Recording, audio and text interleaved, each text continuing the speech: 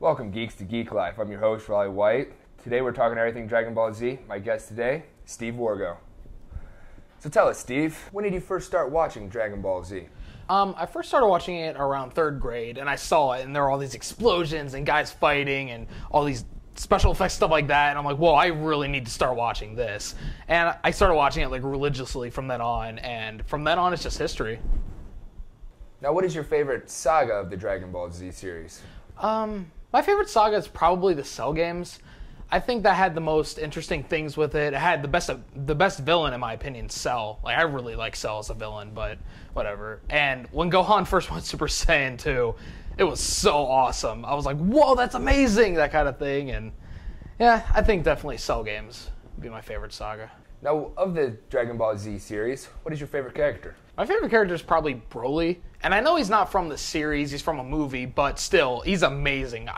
He's like the super powerful, he's the strongest Saiyan, and Goku actually can't defeat him on his own. He has to get everyone else's power in order to beat him, and I think that's so cool in a villain.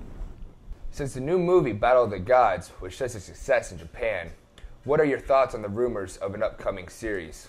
I think it's going to be a good end to it, and I'm really upset that I have to wait so long. We don't even have an English dub of it, and it was hugely successful in Japan. So I'm pretty upset that I'm going to have to wait a while to see the movie and then the series, obviously. And I think that it'll be a proper end to Dragon Ball Z because GT didn't really do that. It's kind of rushed. It's really clutched. It's only like 60 episodes, I think 65 episodes-ish. But if they have a whole new 200-episode series, I think that's going to really end it on a fantastic note. Now, why do you think a new generation of our youth should start watching Dragon Ball Z? I think that the kids can learn a lot from this. Like the shows today don't necessarily convey the messages that Dragon Ball Z had, that people were willing to go to the extreme lengths of even sacrificing their own life to save their friends. And I think that's really like a good virtue to have, that you would go to that length, to be that selfless. And shows today, let's be honest, they're very at the surface, they're just shows. But I think you could say that about Dragon Ball Z, but I think you dig a little bit deeper and you can find a great message for kids.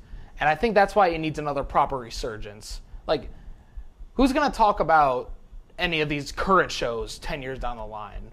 We're still talking about Dragon Ball Z, so I think it needs to pop up again in today's youth. And I think, on top of everything, it's an amazing show. Come on, let's keep it going now. Well, thank you, Steve, on your opinions on Dragon Ball Z. This is all the time we have for today. We hope you join us again very soon. Peace out, geeks. Stay classy.